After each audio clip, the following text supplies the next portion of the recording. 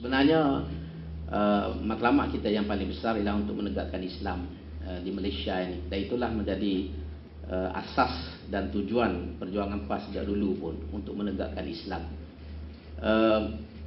Adapun hudud ini kalau kita kira daripada segi kuantiti, memang sebahagian persennya kecil saja daripada keseluruhan syariat Islam itu. Kalau kita balik kepada soalan mengapa gerakan-gerakan Islam yang lain tidak berbicara tentang hudud, saya rasa mungkin suasananya agak berbeza. Mereka belum lagi menguasai kerajaan, mereka belum memerintah. Jadi orang yang belum kahwin ni, dia tak bercakap tentang nama anak, kerana dia belum kahwin lagi. Kita ni sudah kahwin dan anak nak lahir dah. Jadi kita sebagai suami dan isteri kena bincanglah nama apa nak bagi. Jadi itulah beza dia nya. Sebab Tuhan mentakdirkan dalam seluruh gerakan Islam yang ada ni, PAS salah satu yang diberikan peluang oleh Allah SWT untuk memerintah. Dan kita ada pengalaman memerintah Kelantan dulu 18 tahun, kita kalah tahun 78, 12 tahun kita kalah dan menang balik sehingga sekarang ini sudah masuk 21 tahun. Jadi bila kita sudah ada kerajaan, kita bergerak mengikut keutamaan-keutamaan.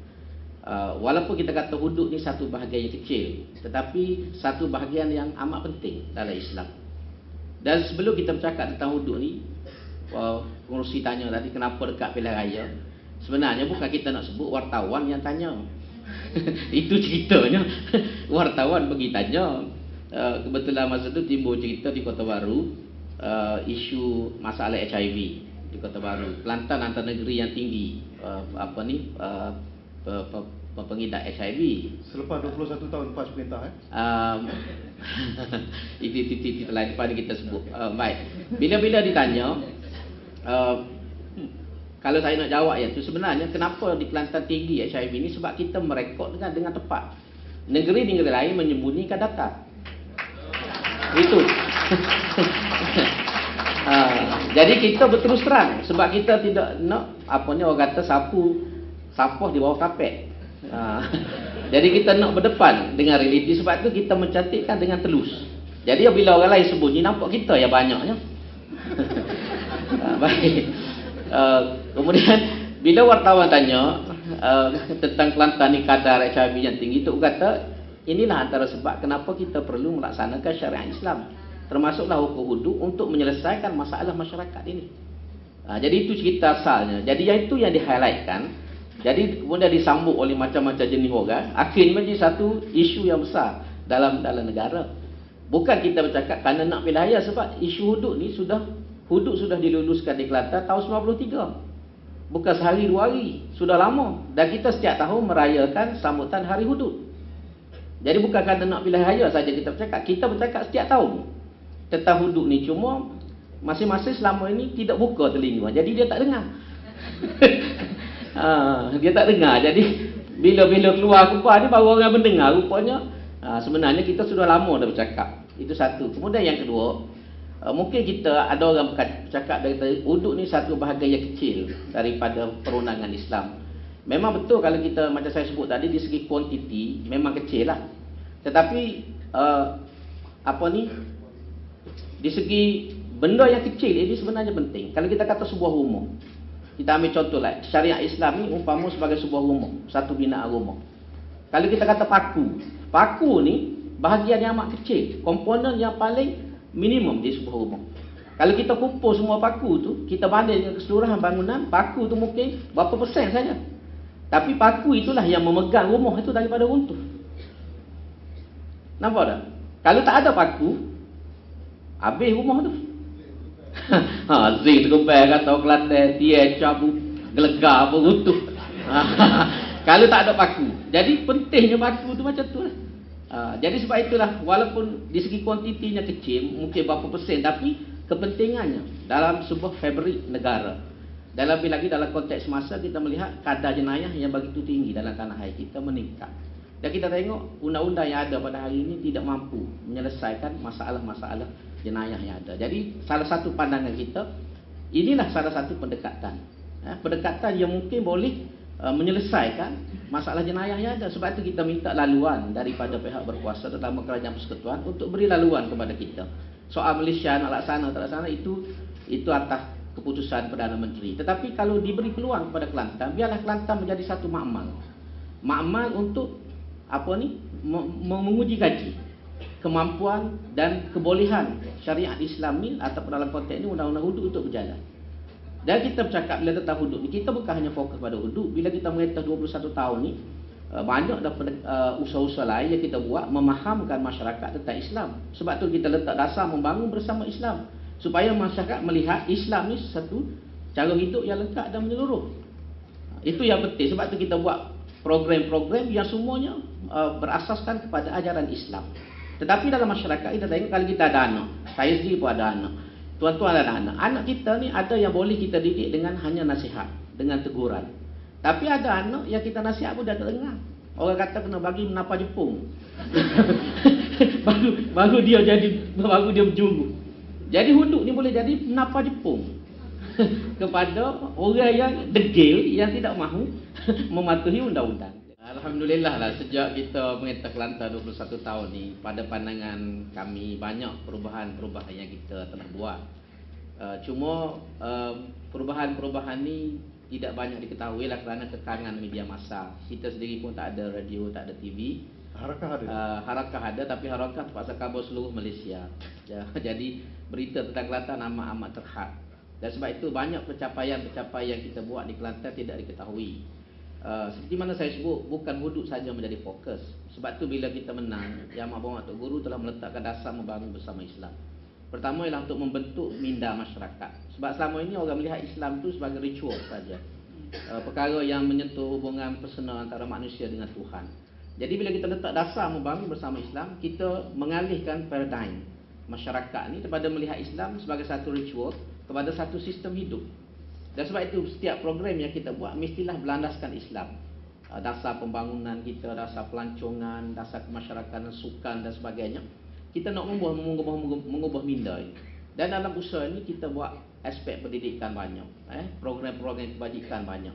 Dan semua ini sebenarnya sebagai satu persiapan ke arah melaksanakan syariat secara menyeluruh. Bukan kita mari-mari terus nak kerat tangan orang. Cuma bila kita meluluskan hudud tahun 1993, kita sebenarnya pertama nak letak hudud ni di tempat dia sebenar. Dalam konteks pada hari ini, dalam konteks kita negara Malaysia, hudud ni belum dimartabatkan lagi. Sebab tu hudud ni hanya ada dalam Quran, hanya ada dalam kitab, tapi tidak menjadi undang-undang. Ini masalah yang ada di Malaysia ni sebelum daripada ini. Jadi apa yang kita buat di Kelantan, pertama meletakkan pada tempat dia dulu, iaitu menjadikan sebagai undang-undang dengan dikanunkan melalui Dewan Undangan Negeri menjadi suatu enactment.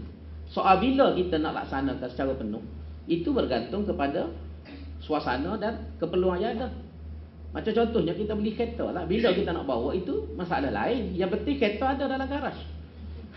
Sekarang ini negeri lain di Malaysia sendiri kereta pun tak ada, hudud tu tak ada lagi. Ini isu-isu yang pertama asal itu yang banyak orang tidak faham.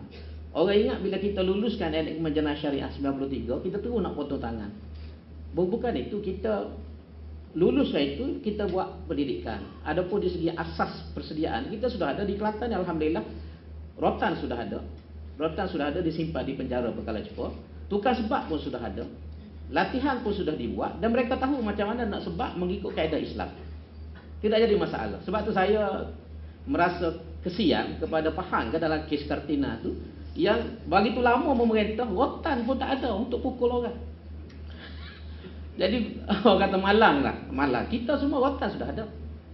Boleh pergi tengok, dan kita pernah buat demonstrasi bagaimana menyebar mengikut kaedah Islam dengan kaedah sivil. Ini memang kita buat demonstrasi dan orang semua tahu semua benda ni. Jadi di segi itu memang kita sudah menyediakan asas-asas ya cukup. Cuma masalah bila kita nak melaksanakan, pada pandangan kita ini masa ni kita boleh bertolak ansur di segi masa. Dan satu yang kedua pula, bila kita letakkan undang-undang menjadikan satu enactment sebagai contoh, untuk melaksanakan ataupun menjatuhkan hukuman hudud ni memerlukan pembuktian yang tinggi. Semua orang yang belajar undang-undang ni, kecuali mungkin Zulkifli Nordin saja yang tidak faham. Jadi semua orang yang belajar undang-undang faham benda ni. Memang satu masalah yang saya tengok masyarakat kita ni, bila bercakap tentang bersama. Bila bercakap tentang wudu, yang dia nampak potong tangan, rejam. Dia tidak melihat dari segi apakah kaedah-kaedah hitungan, prosedur yang perlu diikuti, tahap pembuktian sebelum seseorang itu dijatuhkan hukuman potong tangan. Bukan asal mencuri saja kita potong tangan.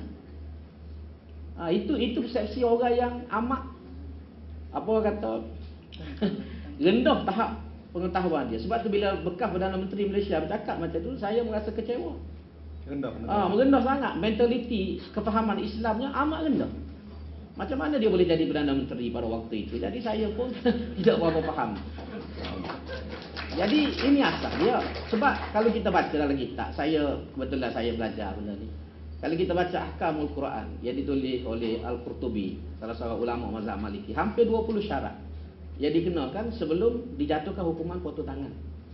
Dan dalam enactment wudu itu sendiri ada pengecualian-pengecualian. Kalau saya bawa semua saya malah buka lah. Ada pengecualian-pengecualian di mana hukuman potong tangan tidak boleh dijatuhkan. Umpamanya kalau barang itu rendah nilainya. Barang tu rendah, contoh curi Maggi. Bagi contoh. Curi Maggi ataupun curi air sinar harian 2-3 botol. Kita tak boleh potong tangan. Sebab tak padan nilai barang itu dengan nilai tangan manusia. Sebab tu dalam kitab Arab disebut ayyakuna lahu qimatun. Barang itu mestilah valuable. Contohnya cincin 24 juta sebagai contoh. Itu kalau curi itu boleh potong tangan. Itu boleh potong tangan. Padan dengan harga cincin 24 juta. Itu asal dia. Kemudian barang itu disimpan di tempat yang tertutup. Sebagai contoh, sekurang-kurangnya kata ulama dalam poket seluar. Kalau cincin 24 juta tu dia tinggal atas meja, sebagai contohnya, hilang, tak boleh potong tangan. Sebab itu bukan tempat untuk simpan barang yang berharga. Dan orang yang mencuri ini pula bukan kerana desakan hidup. Dia mencuri kerana memang jahat. Gajinya 5-6 ribu tapi masih lagi mencuri. Gaji 10 ribu mencuri sebagai contoh. Kalau dia gaji 150 ringgit, anak 12 sebagai contoh. Kalau dia mencuri mungkin boleh dipertimbangkan kerana anaknya 12. Itu pun kadang-kadang masa lorak orang kata 2 kali setahun beranak. Jadi ini contohlah. Jadi saya rasa ini yang perlu kita tengok dalam konteks ini. Dan masalah soalnya kita kata ketidakadilan berlaku. Memang kita akui berlaku masalah di Pakistan daripada pembacaan kita kajian kita buat. Dan panel yang mengubah enactment internasional pernah pergi ke Nigeria sendiri. Cuma di Nigeria ni kita heran. Nigeria kerajaan pusatnya ialah Kristian. Tetapi mereka memberikan kebenaran kepada kerajaan negeri yang Islam untuk melaksanakan hudud. Di Malaysia ni kerajaan pusatnya sama-sama Islam, tapi tak bagi laluan kepada negeri. Jadi ini ganjil. Ganjil kata tengok. Jadi memang kita akui ada masalah. Mungkin kerana persediaan mereka. Tapi kita yakin insya-Allah kalau kita diberi laluan di Kelantan, undang-undang kata boleh, kita akan pastikan ketidakadilan ni kita boleh elakkan seberapa daya yang boleh insya-Allah. Tentang masalah apa susahnya? Susahnya ialah kerana kerajaan lain-lain. Okey, apa tenang. Kerajaan Kelantan, kerajaan lain, kerajaan ini lain, kerajaan lain. Jadi kalau nak suruh senang, kena semuanya satu kerajaan saja.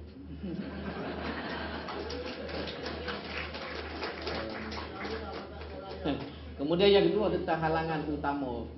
Pada pandangan saya, masalah besar yang kita hadapi ialah kejahilan. Ramai di kalangan masyarakat kita ni, termasuklah pemimpin dan orang biasa ni, tidak memahami dengan baik. Pertama, mereka tidak faham apakah tanggungjawab kita sebagai orang Islam. Lebih lagi bila kita diberikan kuasa oleh Allah Subhanahu Wa Taala. Yang kedua ialah mereka tidak memahami tentang hukum itu sendiri. Seperti saya kata tadi daripada awal, bila kita sebut wuduk, orang nampak ialah potong tangan, orang nampak gejam. Tetapi orang tidak melihat daripada tujuan falsafah seperti mana disebut oleh Presiden Peguam Syar'i tadi, iaitu untuk menyekat. Dalam kitab disebut Az-Zajar wa Ta'dil, mencegah dan juga untuk mendidik. Seperti mana kita sediakan rotan di rumah kita, kata Imam Ghazali, kalau kita ada anak, kita kena beli rotan, letak atas pintu. Kita letak rotan atas pintu tu bukan untuk memukul, tetapi untuk memberi peringatan kepada anak kita. Kalau kamu buat sesuatu benda yang tidak baik, yang bercanggah dengan agama, inilah hukuman. Itu saja. Jadi bila kita kata kita nak melaksanakan hudud, bukan hasrat kita nak potong tangan orang, tetapi untuk menakutkan orang yang jahat. Orang baik tak jadi masalah apa. Sebab tu orang yang baik dia tidak tolak hudud ni. Yang menolak ni orang yang jahat. itu masalah besar. Jadi masalah kejahilan. Sebab itu saya terima kasih banyak pada Sinar Harian. Bukan hanya kerana bacaan ini, tapi kerana liputan-liputan yang dibuat dalam akhbar. Itu memang suatu perkara yang menarik.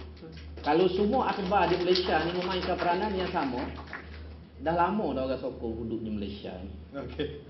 Itu yang paling besar. Yang kedua ialah yang saya nak sebut yakin, halangan yang kedua adalah halangan politik. Tidak ada political will di kalangan pemimpin yang ada pada hari ini. Apa yang kita minta, kita Kelantan minta dengan pemimpin Barisan Nasional, kita tidak nak paksa mereka melaksanakan undang-undang ini di Malaysia. Tapi kalau boleh beri laluan saja pada kita. Itu saja yang kita minta peringkat ini. Biar Kelantan, saya sebut tadi, menjadi makmal. Biar kita jadi makmal. Kalau kita gagal di Kelantan, maka boleh jadi alasan untuk tidak melaksanakan. Tapi kalau kita berjaya, ini akan membuka laluan dan orang akan melihat. Dan kita di Kelantan ni banyak dah kita buka laluan. Apa yang kita buat dulu orang tolak, tapi alhamdulillah kerajaan Malaysia pun terima. Contohnya cuti 2 hari seminggu. Itu cuti bersalin 60 hari. Kita sebut 2 bulan, dia kata 60 hari, tak apalah. Sebab dia tak nak bulan, jadi kita sebut bulan sebab kita nak bulan.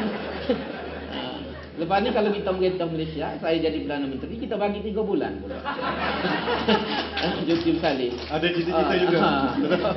Kemudian rumah 3 bilik, sebagai contoh rumah 3 bilik, kita perkenalkan di Kelantan, alhamdulillah di Malaysia sudah diterima. Okey. Dan alhamdulillah soal tadi kita menyediakan asas, macam saya lupa nak sebut, doktor sebut tadi daripada awal, kita di Kelantan ni segi good governance alhamdulillah. 20 tahun ini kita merasa gembira kerana tidak ada seorang pun pimpinan politik dan esko kerajaan negeri didakwa kerana rasuah. Jadi ini satu bagi saya sebuah kerajaan exit test. Exit test kepada kerajaan ialah rasuah. Jadi kalau kerajaan itu boleh bertahan dengan tidak ada kes rasuah, maka ini satu kehebatan yang ada pada kerajaan itu. Dan alhamdulillah kita di Kelantan ni alhamdulillah Tuhan bagi kepada kita boleh bertahan 21 tahun.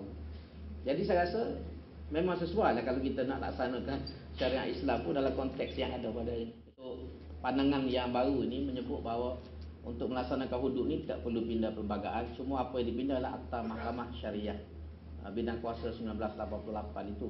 Dan ini memerlukan simple majority saja di parlimen. Soal bagaimana nak mencapai simple majority. Ini yang kita duk bekerja sekarang ni. Apa yang kita buat, berkempen, ceramah, beri penerangan ni untuk memperoleh majority, simple majority ni lah. Dan kalau semua yang hadir hari ni boleh menyokong kita, lebih daripada simple majority kita boleh dapat. Dr. Perusi tentang bila kita nak laksanakan, kami tidak meletakkan time frame, tempoh masa. Hati kita tu kalau nak boleh cepat lah. Macam kita kahwin, kalau boleh tu nak dapat anak. Tapi kadang-kadang orang kahwin 10 tahun pun mengandung pun tidak. Jadi itulah. Dan kadang-kadang mengandung pun ada yang 9 bulan, ada yang 6 bulan, dan ada yang setahun baru dapat anak. Jadi ini kita harap supaya perkara ini boleh kita selesai ataupun laksanakan cepat. Tetapi kita boleh bersabar menunggu. Apa yang penting ialah pelaksanaan hudud ini dapat dilakukan dalam keadaan yang baik, yang diterima dengan baik oleh majoriti anggota masyarakat dan memberikan keadilan kepada semua orang yang terlibat. Itu asas kita. Kemudian yang kedua ialah tentang bagaimana kita nak laksanakan hudud ni dengan pemimpin yang tidak nak. Senang saja, tukar ambil yang nak. Kita di Kelantan, Dr. Perusi, kita menumbuhkan jawatankuasa tadika. Tujuannya lah untuk melihat avenue-avenue, ruang-ruang yang kita boleh dan apa benda yang kita perlu ambil untuk langkah-langkah seterusnya. Jadi kalau kita boleh pergi, nampak ada laluan, insya-Allah kita pergi sampai ke hujung lah.